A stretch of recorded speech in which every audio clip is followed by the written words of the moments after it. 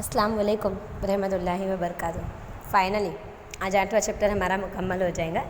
7वां हिस्सा चल रहा है और आज हमें इसका लास्ट टॉपिक देखना है, कायमी मूड़ी के फिक्स्ड कैपिटल। सबसे पहले हमें देखेंगे कि कायमी मूड़ी यानी क्या, फिक्स्ड कैपिटल यानी क्या, हम किसको कहेंगे कायमी मूड़ी। कायमी मूड़ी फिक्स पूंजी हम उसको कहेंगे कि जो लंबे वक्फे के लिए आमतौर पर हमारे बिज़नेस में रुकी हुई होती हैं। अभी लंबा वक्फा यानी 5 बरस या उससे ज़्यादा के वक्त के लिए जो हमारे कारोबार में रुकी हुई पूंजी होती है उसको हम फिक्स्ड कैपिटल, रुकी हुई पूंजी कहेंगे। अच्छा, अब रुकी हुई पूंजी में फिक्स्ड कैपिटल में किस किस का शुमार होगा, तो जाहिर है कि 5 साल से ज़्यादा हमारा क्या टिकेगा, ज़मीन, मकान, यंत्र, प्लांट, फर्नीचर, ये सब है ना। तो कायमी मिल्कत हम किसको कहेंगे, ज़मीन, मकान, यंत्र, प्लांट या फर्नीचर। अगर आपको 1 मार्क्स में भी क्वेश्चन आता है कि कायमी मूड़ी नु उदाहरण, आप एक बात याद रखना कि कायमी मूड़ी ये जो टॉपिक है हमारा फिक्स्ड कैपिटल, ये हमें बोर्ड में नहीं आने वाला है, लेकिन हम इसको समझ लेंगे क्योंकि अब जो हमारे आगे के टॉपिक है वो इससे रिलेटेड है। अब हम देखेंगे फिक्स्ड कैपिटल की खुसूसियात। सबसे पहले लंबो गाड़ो, कि जैसे हमने इसकी तारीफ में भी देखा कि जो कायमी मूड़ी है, जो कायमी पूंजी, ये लंबे वक्फे के लिए यानी 5 साल या उससे भी ज़्यादा वक्फे के लिए हमारे कारोबार में रुकी हुई होती है। दूसरी खुसूसियात है विविध प्रकारना धंधा जुदू जुदू प्रमाण, कि जो बड़ी सनदें होती है उनमें आपको मशीनें खरीदने के लिए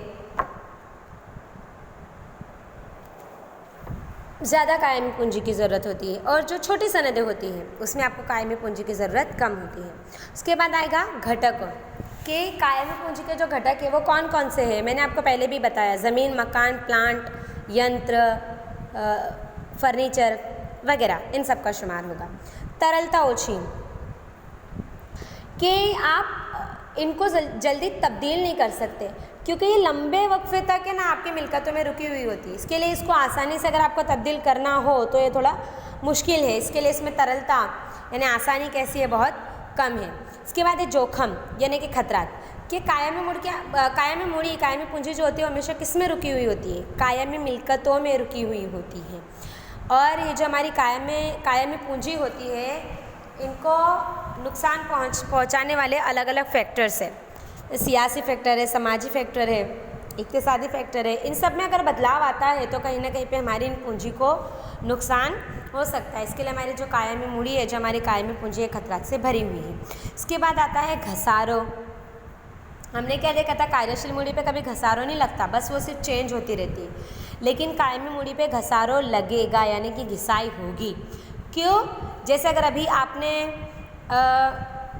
फर्नीचर ख़रीदा है तो अगर आप उसको 5 साल बाद, 10 साल बाद बेचोगे तो क्या वो उसी कीमत में बिकेगा जितने में आपने ख़रीदा था? नहीं, उससे कम में बिकेगा ना। तो वो जो फिर कम कीमत हुई वो क्या हो गई, आपके लिए घिसाई हो गई। प्राप्ति स्थान, कि कारोबार के जो फाउंडर्स होते हैं, जो मालिक होते हैं, ये सब कायमी मूड़ी में, फिक्स्ड कैपिटल में इन्वेस्ट करते हैं।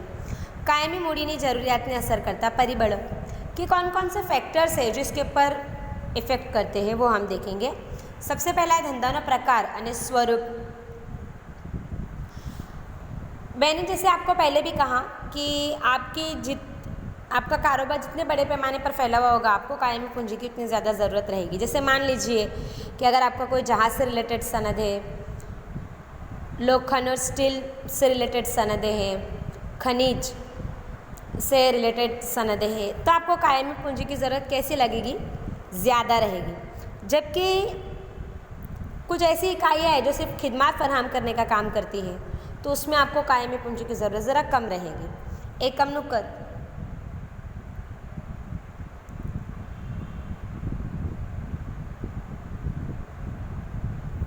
जो छोटे कद की इकाइयाँ होती है ना, इसमें आपको कायमी पूंजी की ज़रूरत कम पड़ेगी। जैसे गृह उद्योग, जैसे जो घर में पापड़, अचार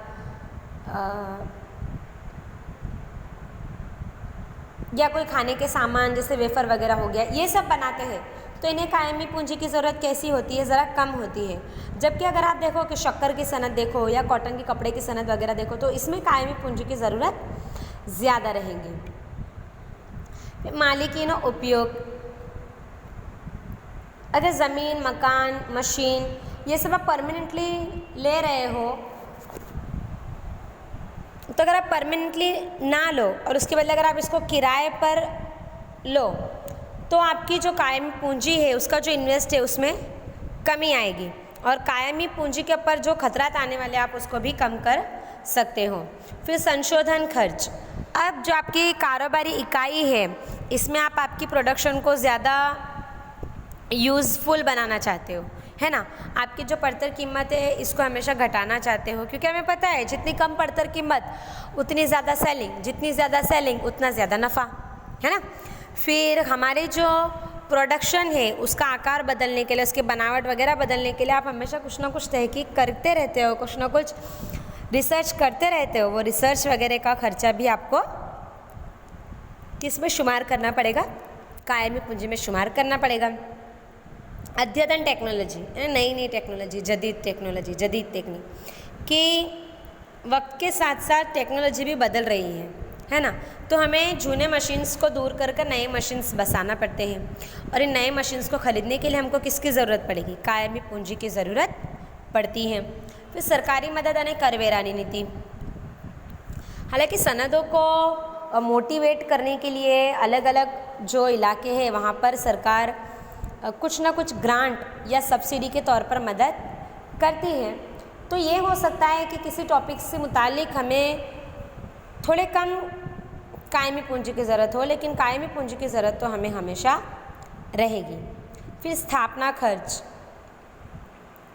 जब आप आपकी कारोबारी इकाई का क़याम करोगे, उसकी तश्कील करोगे तो आपको कंपनी से रिलेटेड सारे दस्तावेज रेडी करने पड़ेंगे, तो रजिस्ट्रेशन फ़ी भरनी पड़ेगी, एक्सपर्ट की फ़ी देनी पड़ेगी, जो कानूनी खर्चे वगैरह हो गए आपको वो सब करने पड़ेंगे। तो ये भी कायमी पूंजी में ही इसका शुमार हो जाएगा।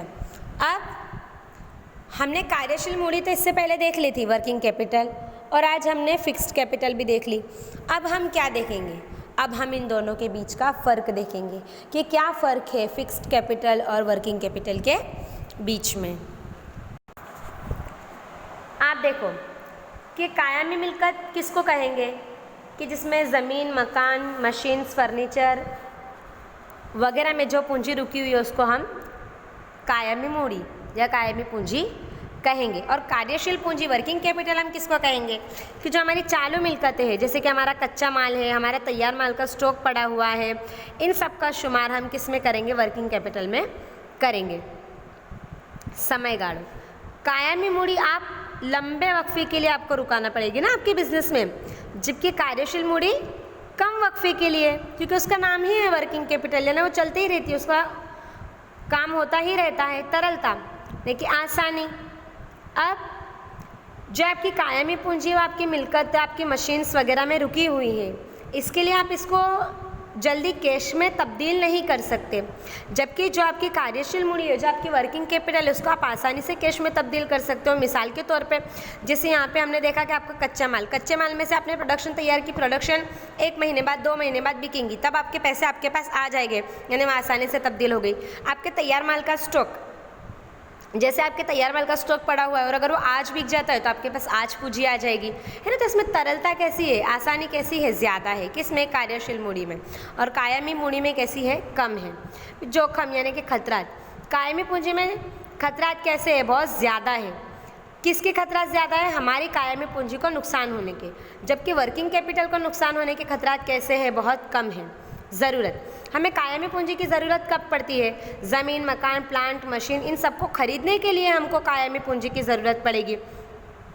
हमें वर्किंग कैपिटल की ज़रूरत कब पड़ती है, रोज़ बरोज़ के खर्चे, जैसे कि हमें हमारे मज़दूरों की मजदूरी देनी है, उनकी सैलरी करनी है, कच्चा माल खरीदना है, ट्रांसपोर्टेशन का खर्चा, इन सब के लिए हमको वर्किंग कैपिटल की ज़रूरत पड़ती है। प्राप्ति स्थान, आप कायमी पूंजी कहाँ से हासिल कर सकते हो, शेयर और डिबेंचर बाहर पाड़कर आप कायमी पूंजी हासिल कर सकते हो, जबकि वर्किंग कैपिटल आप कहाँ से हासिल कर सकते हो, या आप बैंक में ओवरड्राफ्ट कराकर या देशी शराफों के पैसे भी हासिल कर सकते हो। देशी शराफ वगैरह मैं आपको 11th में भी समझा चुकी थी, 12th में भी मैंने उसका रिवीजन करवा दिया है। घसारो यानी कि घिसाई, कायमी पूंजी कैसी है, इसमें घिसाई लग जाएगी आपके पैसों की घिसाई हो जाएगी। जैसे मैंने आपको बताया था कि कोई मशीन है जो आपने पहले लाखों रुपए में ली, लेकिन अभी आपको उसको थोड़ी कम कीमत में बेचना पड़ेगा। क्यों? क्योंकि टेक्नोलॉजी में बदलाव आ गया है। तो आपकी पूंजी आपको ज़्यादा मिल रही है कि कम मिल रही है? कम मिल रही है, तो आपकी पूंजी के ऊपर क्या लग गई? घिसाई लग गई। लेकिन वर्किंग कैपिटल में ऐसा नहीं होगा, इसमें आपको घिसाई नहीं लगती है। तो आज हमने क्या देखा? आज हमने देखा कायमी पूंजी यानी क्या, उसकी खुसूसियात, उसकी अहमियत, और कायमी पूंजी और कार्यशील पूंजी, fixed capital and working capital, इन दोनों के बीच का फ़र्क भी देख लिया। आज हमारा 8वां सबक यहीं पर मुकम्मल होता है।